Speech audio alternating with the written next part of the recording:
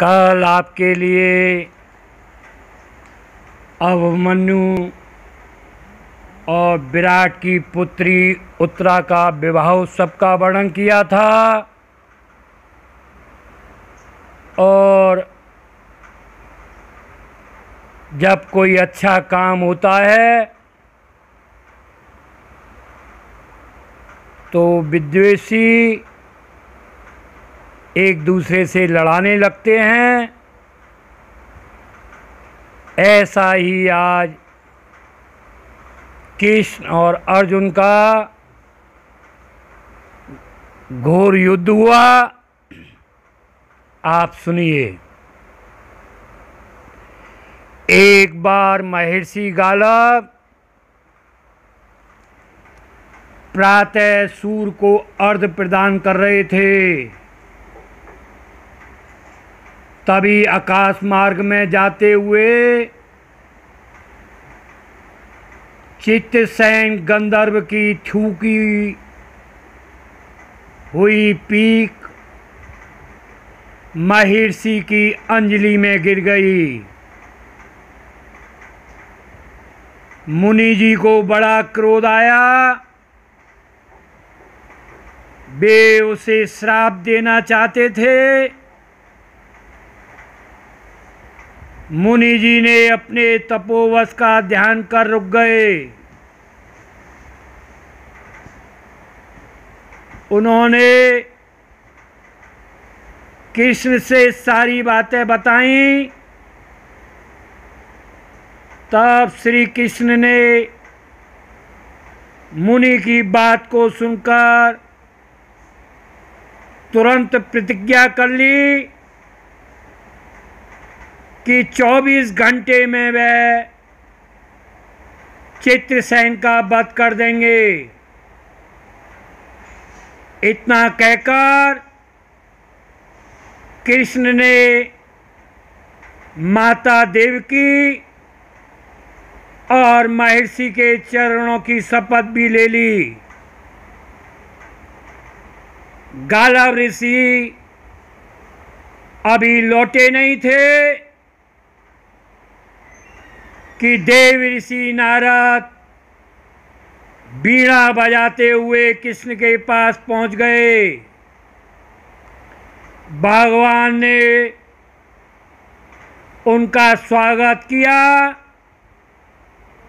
फिर नारद जी ने कहा, प्रभु आप तो परमानंद कहे जाते हैं,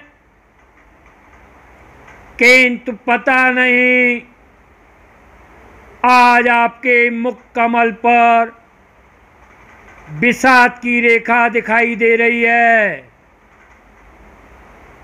प्रसंग सुनकर श्री कृष्ण ने गालव का प्रसंग सुनाकर अपनी प्रतिज्ञा भी नारद जी को सुनाई। भगवान की बात सुनकर नारद जी चित्रसेन के पास पहुंच गए। चित्रसेन उनके चरणों में गिर गया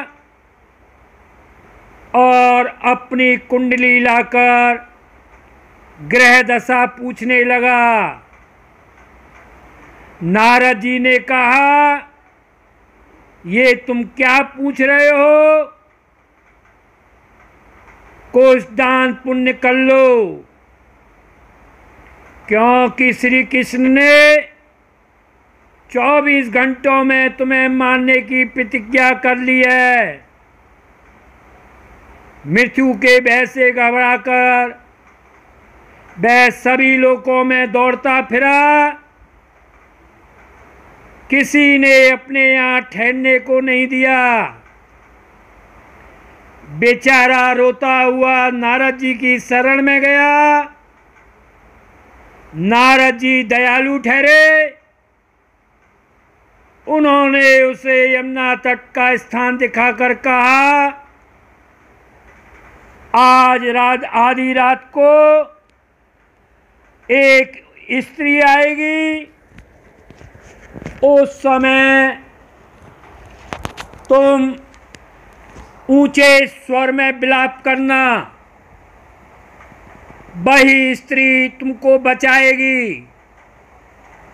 और एक बात का ध्यान रखना, जब तक स्त्री तुम्हारे कष्ट को दूर करने की प्रतिज्ञा नहीं कर लेती, तब तक अपना कष्ट भूलकर भी उसे नहीं बताना। चित्रसेन ने यह कहकर नारद जी पुनः अर्जुन के महल पहुंच गए और सुभद्रा के पास जाकर कहने लगे कि आज आधी रात को महत्वपूर्ण पर्व है। आज यमुना का स्नान कर किसी जीव की रक्षा करने से अक्षय पुण्य की प्राप्ति होगी। इतना सुनकर सुभद्रा रात को सहेली के साथ यमुना स्नान को गई और वहाँ रोने की आवाज़ सुनकर नारद जी के महात्म का ध्यान कर वह तुरंत उधर पहुंच गई जहाँ चित्रसेन रोता मिला। लाख पूछने के बाद भी बिना प्रतिज्ञा किए उसने अपनी स्थिति स्पष्ट नहीं की। जब सुभद्रा प्रतिबद्ध हो गई तब चित्रसेन की बातें सुनकर असमंजस में पड़ गई।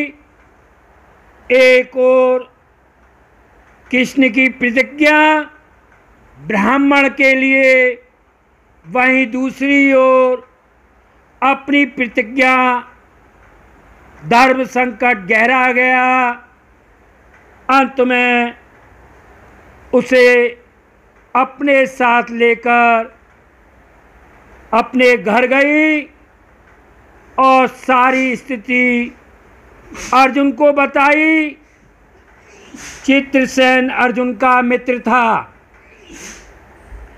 दूसरी तरफ नारद जी पुनः श्री कृष्ण के पास द्वारका पहुंच गए और उन्होंने श्री कृष्ण से कहा, महाराज अर्जुन ने चित्रसेन को आश्रय दे रखा है, इसलिए आप सोच विचार कर युद्ध करना। भगवान ने नारद जी से कहा, आप मेरी ओर से अर्जुन को समझाएं। अब नारद जी पुनः दौड़कर द्वारका से इंद्रप्रस्थ पहुँचे। अर्जुन ने साफ कर दिया, मैं सब प्रकार से श्री कृष्ण की शरण हूँ। मैं उनके ही बल पर अपनी प्रतिज्ञा की रक्षा करूँगा। देव ऋषि द्वारका आए, ज्यों की त्यों अर्जुन का वृत्तांत उन्होंने श्री कृष्ण को सुना दिया। अब क्या युद्ध की तैयारी हो गई। यादव और पांडव में तुमुल युद्ध छिड़ गया। आखिर तक कोई जीत नहीं सका। अंत में श्री कृष्ण ने सुदर्शन चक्र छोड़ दिया और अर्जुन ने भी पाशुपतास्त्र छोड़ दिया। प्रलय के लक्षण को देखकर अर्जुन ने भगवान शंकर को स्मरण किया। उसके बाद भगवान शंकर ने दोनों शस्त्रों को शांत कर दिया। उसके बाद शंकर भगवान कृष्ण के पास पहुँचे और कहा कि भक्तों की बात के आगे अपनी प्रतिज्ञा को भूल जाना आपका सहज स्वभाव है, अब इसे यहीं समाप्त करें। प्रभु युद्ध से विरत हो गए। अर्जुन को गले लगाकर चित्रसेन को अभय कर दिया, किंतु गालव ऋषि को बात अच्छी नहीं लगी। ऋषि अपनी शक्ति प्रकट कर कहने लगे, मैं कृष्ण, अर्जुन, सुभद्रा सहित चित्रसेन को अभी जला डालता हूं। साधु ने हाथ में जल ले लिया। उसी वक्त सुभद्रा बोली कि यदि मैं श्री कृष्ण की भक्त हूं और अर्जुन के प्रति मेरा पतिव्रत पूर्ण हो, तो यह जल ऋषि के हाथ से पृथ्वी पर न गिरे। और ऐसा ही हुआ, और गालिब लज्जित होकर अपने स्थान पर लौट गए। आगे की कथा आपको क्रमबद्ध कहते रहेंगे।